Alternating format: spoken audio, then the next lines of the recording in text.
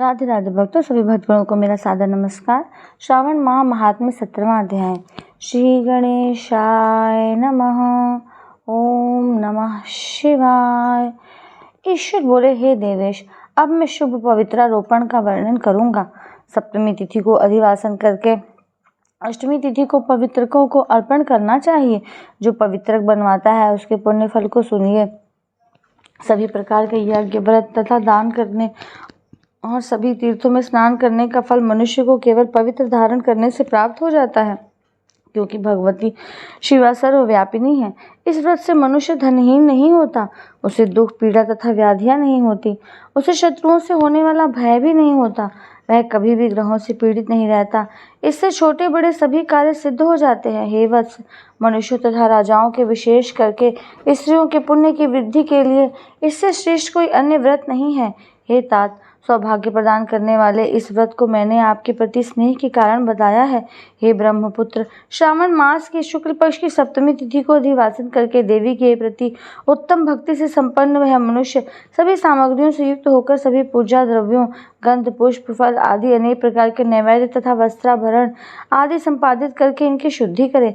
इसके बाद पंचगव्य का प्राशन कराए, चरु से दिगंबली प्रदान करे तथा अधिवासन करे। उसके बाद सदृश वस्त्रों तथा पात्रों से इस पवित्र को आच्छादित करे। पुनः देवी के उस मूल मंत्र से उसे 100 बार अभिमंत्रित करके सर्व शोभा समन्वित उस पवित्र को देवी के समक्ष स्थापित करे। इसके बाद देवी का मंडप बनाकर रात्रि में जागरण करे और नट, नर्तक तथा वारांगनाओं के अनेक विध कुशल समूहों और गाने बजाने तथा नाचने की कला में प्रवीण लोगों को देवी के समक्ष स्थापित करे। उसके बाद प्रातःकाल विधिवत स्नान करके पुनः बलि प्रदान करे। इसके बाद विधिवत देवी की पूजा करके स्त्रियों तथा द्विजों को भोजन कराएं।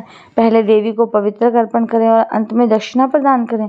हे वत्स, अपनी सामर्थ्य के अनुसार कार्य सिद्धि करने वाले उस नियम को धारण करें।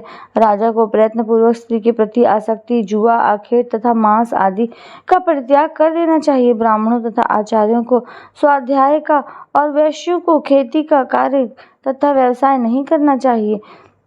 7, 5, 3, 1 अथवा आधा दिन ही त्याग पूर्वक रहना चाहिए और देवी के कार्यों में निरंतर अपने मन में आसक्ति बनाए रखनी चाहिए।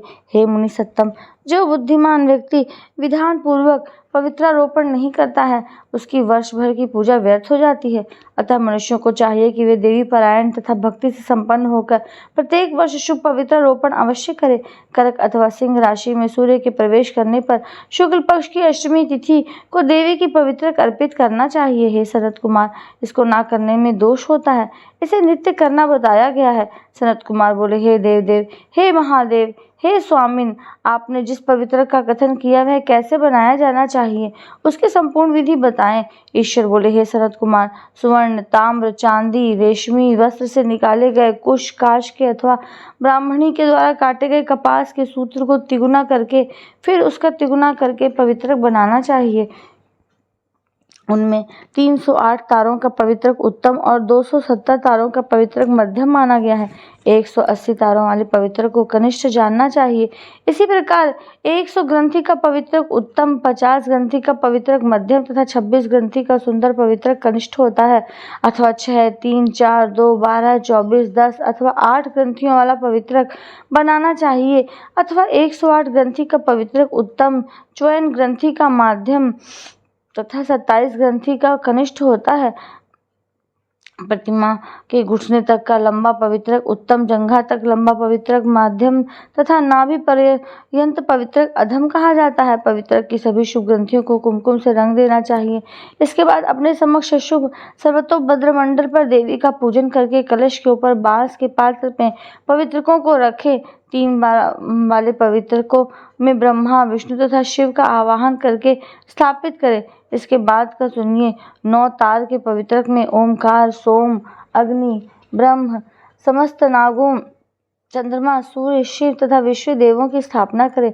हे सुनत कुमार, अब मैं ग्रंथियों में स्थापित किए जाने वाले देवताओं का वर्णन करूंगा। क्रिया, पौरुषी, वीरा, विजया, अपराजिता, मनोन्मणि, जया, भद्रा, मुक्ति और ईशा ये देवियां हैं।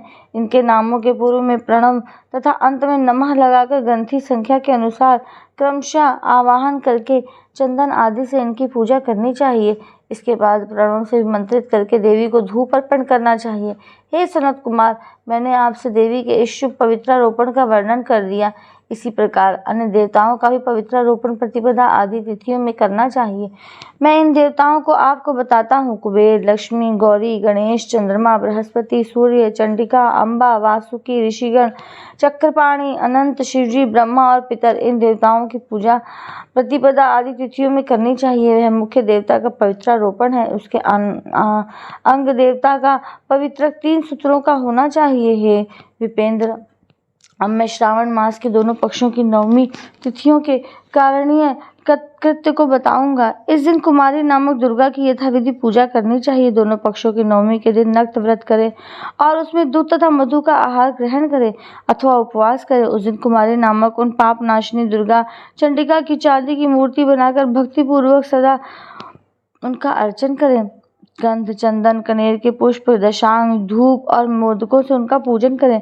इसके बाद कुमारी कन्या, स्त्री तथा विप्रों को श्रद्धापूर्वक भोजन कराएं।